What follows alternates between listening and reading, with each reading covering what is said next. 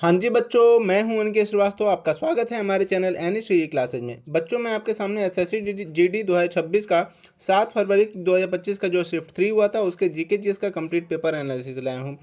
20 questions आपके पास दिए गए हैं। टारगेट आपका 20 ऑफ 20 का होना चाहिए। यदि आप क्वेश्चन 20 नहीं कर पाते हैं, कमेंट में आप जरूर बताइएगा कि आपने कितने क्वेश्चन किए हैं।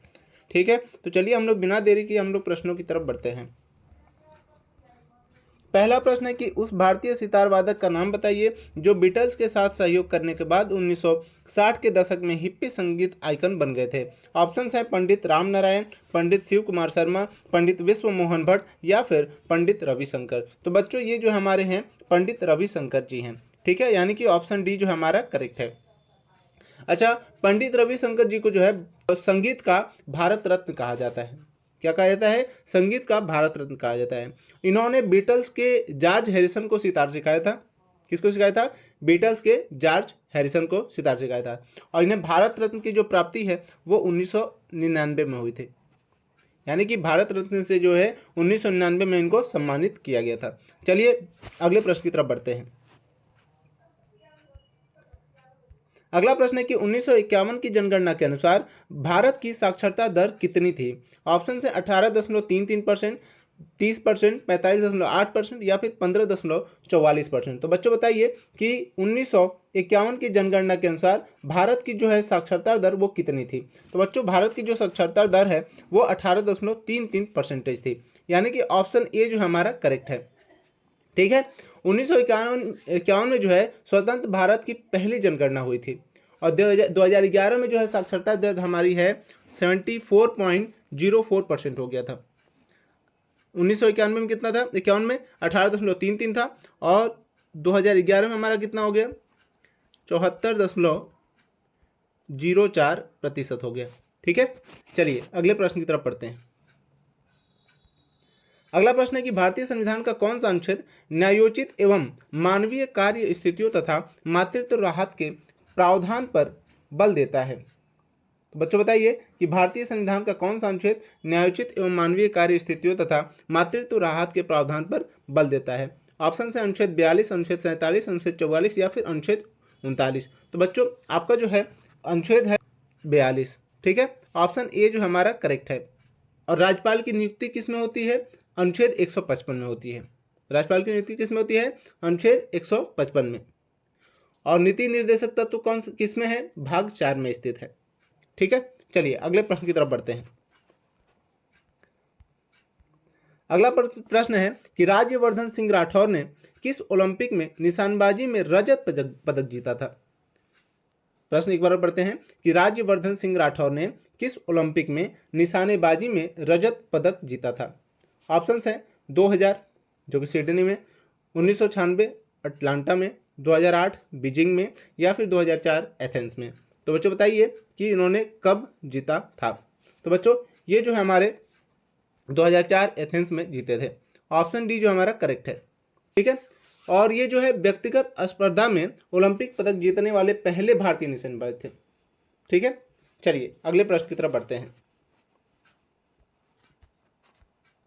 अगला प्रश्न है कि नमूना पंजीकरण प्रणाली एसआरएस 2020 के अनुसार किस राज्य में शिशु मृत्यु दर सबसे अधिक थी? ऑप्शन है मध्य प्रदेश, बिहार, उत्तर प्रदेश या फिर छत्तीसगढ़। तो बच्चों बताइए कि नमूना पंजीकरण प्रणाली 2020 के अनुसार किस राज्य में शिशु की जो मृत्यु दर है वो सबसे अधिक थी? तो वो जो है आपका मध्य प्रदेश में सबसे अधिक था। ऑप्शन ए जो हमारा करेक्ट है। ठीक है, अच्छा, शिशु मृत्यु दर जो है वो प्रति 1000 जन्म पर मापी जाती है। मतलब 1000 बच्चे जन्मे हैं उन पर मापी जाती है। और केरल में जो है सबसे कम था। मध्य प्रदेश में सबसे ज़्यादा था और केरल में सबसे कम था। ठीक है, चलिए अगले प्रश्न की तरफ बढ़ते हैं। अगला प्रश्न है कि 1856 में कार्बन डाइऑक्साइड की वाष्प को रक्त, तप्त तांबे और हाइड्रोजन सल्फाइड के संपर्क में लाकर मीथेन का निर्माण किसने किया था? ऑप्शंस हैं हेनिंग ब्रॉन्ट, मार्सेलिन बर्थिलोट, एंटोइन लाओजियर या फिर जॉन डाल्टन। तो बच्चों बताइए कि 1826 में जो कार्बन डाइऑक्साइड के वाष्प को रक्त, तप्त तांबे और हाइड्रोजन सल्फाइड से संपर्क में लाकर मीथेन का निर्माण किया गया था, वो किसने किया था? तो वो जो है आपके मार्सेलिन बर्थिलोट ने किया था। यानी कि ऑप्शन बी जो हमारा करेक्ट है। अब इन ऑप्शंस में देख लेते हैं कि एंटोइन जो लावोजियर हैं वो आधुनिक रसायन विज्ञान के जनक हैं, रसायन विज्ञान के जनक। अच्छा, ये जॉन डाल्टन जी हैं, वो परमाणु सिद्धांत इन्होंने ही खोजा था। ठीक है, चलिए अगले प्रश्न की तरफ बढ़ते हैं। अगला प्रश्न है कि द्वितीय पंचवर्षीय योजना किस सांख्यिकीविद के विचारों पर आधारित थी? ऑप्शन है प्रशांत चंद्र महालनोबिस, देवव्रत बसु, समरेंद्र नाथ राय या फिर जयंत कुमार घोष। तो बच्चों बताइए कि द्वितीय पंचवर्षीय योजना जो है किस सांख्यिकीविद के विचार पर आधारित थी? तो बच्चों हमारे सांख्यिकीविद जो है वो प्रशांत चंद्र महालनोबिस के विचारों पर ये आधारित थी। ऑप्शन ए जो है हमारा करेक्ट है। अच्छा, जो द्वितीय पंचवर्षीय योजना थी उसकी जो सीमा थी 1956 से 1961 तक रही थी और इसका जो उद्देश्य था वो भारी उद्योगों पर जोर दिया गया था। ठीक है, चलिए अगले प्रश्न की तरफ बढ़ते हैं। अगला प्रश्न है कि भारत में कौन सा स्थल मध्य लौह युग के दौरान आरंभिक शहरी नियोजन का साक्ष्य प्राप्त करता है? ऑप्शंस हैं मोहनजोदड़ो, लोथल, हड़प्पा या फिर कौशाम्बी। तो बच्चों बताइए कि भारत में कौन सा स्थल मध्य लौह युग के दौरान आरंभिक शहरी नियोजन का साक्ष्य प्राप्त करता है? तो बच्चों आपको ऑप्शन दिए गए हैं, आप अपना आंसर बताइए। तो बच्चों वो जगह है आपका कौशाम्बी, यानी कि ऑप्शन डी जो हमारा करेक्ट है। ठीक है, चलिए हम लोग अगले प्रश्न की तरफ बढ़ते हैं। अगला प्रश्न है कि 19वीं सदी के तंजौर चतुष्क ने किस नृत्य शैली को पहचान दी थी? तो बच्चों बताइए कि 19वीं सदी की तंजौर चतुष्क ने किस नृत्य शैली को पहचान दी थी? ऑप्शन है मोहिनीअट्टम, कथकली, भरतनाट्यम या फिर कथक। तो बच्चों आपका ऑप्शन दिए गए हैं, आप अपना आंसर बताइए। तो बच्चों उन्होंने जो है भरतनाट्यम को अपना पहचान दी थी नृत्य शैली की। ऑप्शन सी जो हमारा करेक्ट है। ठीक है, भरतनाट्यम जो है तमिलनाडु का शास्त्रीय नृत्य शैली है और नृत्य की मुद्राएं क्या थी? तो अर्थमंडली थी। जो नृत्य की मुद्राएं थी वो कैसी थी? अर्थमंडली थी। चलिए अगले प्रश्न की तरफ बढ़ते हैं। अगला प्रश्न है कि स्वतंत्रता दिवस 2023 की जो थीम थी वो क्या थी? ऑप्शन है एक देश एक पहचान, सच्ची स्वतंत्रता, सैनिकों का सम्मान या फिर राष्ट्र प्रथम सदैव प्रथम। तो बच्चों बताइए कि जो आपका स्वतंत्रता दिवस 2023 था उसकी थीम क्या थी? तो बच्चों उसका थीम था राष्ट्र प्रथम सदैव प्रथम। ऑप्शन डी जो हमारा करेक्ट है। ठीक है, आज़ादी का जो अमृत महोत्सव था वो कब था? 2022 में। ठीक है, चलिए अगले प्रश्न की तरफ बढ़ते हैं। अगला प्रश्न है कि किस खेल में एक बाउल, एक जैक और एक मैट की आवश्यकता होती है? ऑप्शन है मुक्केबाजी, तलवारबाजी, लॉन बॉल्स या फिर टेबल टेनिस। तो बच्चों बताइए कि कौन सा ऐसा खेल है जिसके अंदर बाउल, जैक और मैट की आवश्यकता पड़ती है? तो बच्चों वो खेल है आपका लॉन बॉल्स। ऑप्शन सी जो हमारा करेक्ट है। ठीक है, लॉन बॉल्स जो है वो कॉमनवेल्थ गेम्स में शामिल होता है और ये 2022 में इसमें भारत हमारा स्वर्ण जीता था। चलिए अगले प्रश्न की तरफ बढ़ते हैं। अगला प्रश्न है कि भारतीय संविधान के अनुसार निम्नलिखित में से कौन सी राज्यपाल की शक्ति नहीं है? ऑप्शन है अविश्वास प्रस्ताव के दौरान मतदान, राज्य विधानमंडल को भंग करना, राज्य विधानमंडल को स्थगित करना या फिर राज्य विधानमंडल को बुलाना। तो बच्चों आपके ऑप्शन दिए गए हैं, तो आप बताइए कि भारतीय संविधान के अनुसार निम्नलिखित में से कौन सी राज्यपाल की शक्ति नहीं है? तो बच्चों आपका राज्यपाल की जो शक्ति है वो आपका अविश्वास प्रस्ताव के दौरान मतदान होना ही आपका नहीं है। ऑप्शन ए जो हमारा करेक्ट है। ठीक है, चलिए अगले प्रश्न की तरफ बढ़ते हैं। अगला प्रश्न है कि नवंबर 2024 में किस प्राधिकरण ने कोचिंग क्षेत्र में पारदर्शिता बढ़ाने के लिए नए दिशा निर्देश जारी किए? ऑप्शन है केंद्रीय विद्यार्थी संरक्षण प्राधिकरण, केंद्रीय ग्राहक संरक्षण प्राधिकरण, केंद्रीय सत्कर्ता प्राधिकरण या फिर केंद्रीय उपभोक्ता संरक्षण प्राधिकरण। तो बच्चों बताइए कि नवंबर 2024 में किस प्राधिकरण ने कोचिंग क्षेत्र में पारदर्शिता बढ़ाने के लिए नए दिशा निर्देश जारी किए थे? तो बच्चों वो है आपका केंद्रीय उपभोक्ता संरक्षण प्राधिकरण। ऑप्शन डी जो हमारा करेक्ट है।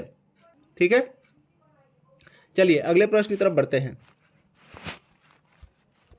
अगला प्रश्न है कि गुरु चेमांचेरी कुन्हीरामन नायर किस नृत्य से जुड़े थे? ऑप्शंस हैं सत्रिया, कथक, कथकली या फिर कुचिपुड़ी। तो बच्चों बताइए कि गुरु चेम्माचेरी कुन्ही रामन नायर किस नृत्य से जुड़े थे? तो बच्चों वो जुड़े थे आपके कथकली से। ऑप्शन सी जो हमारा करेक्ट है। ठीक है, और ये कथकली जो है केरल का शास्त्रीय नृत्य है। ठीक है, चलिए अगले प्रश्न की तरफ बढ़ते हैं।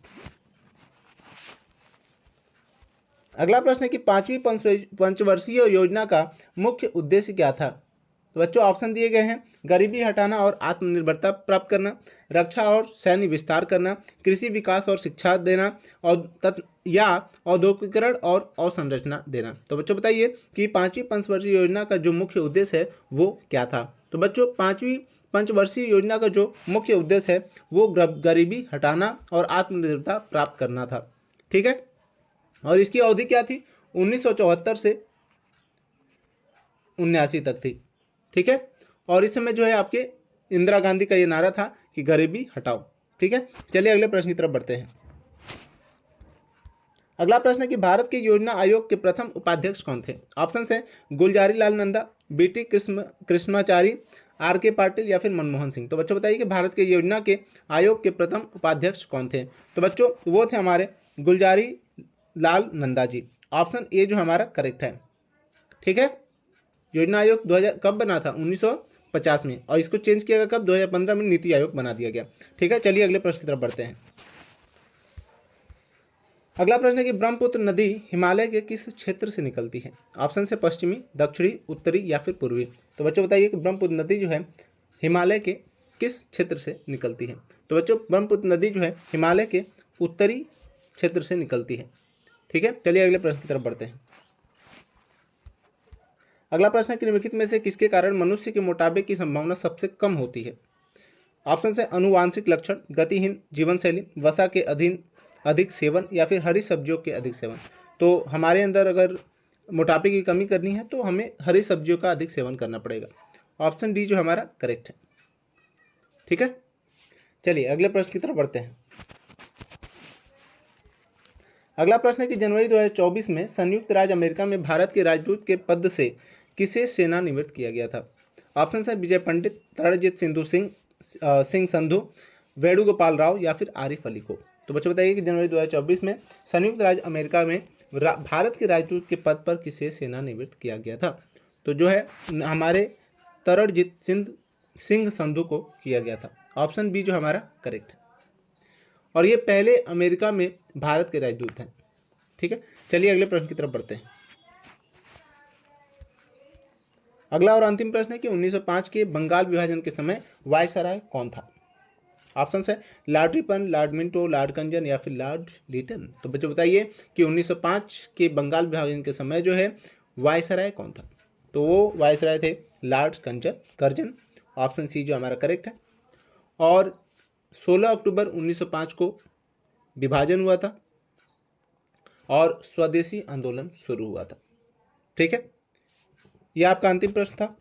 हमने जो भी हो सके आपको बताया, हर एक क्वेश्चंस में कुछ ना कुछ एक्स्ट्रा नॉलेज भी दिया जिससे आप उस चीज़ को रिलेट कर सकें और अच्छे से समझ सकें। ऐसे ही वीडियोस पाने के लिए हमारे चैनल को लाइक करिए, सब्सक्राइब करिए और शेयर करना ना भूलिए।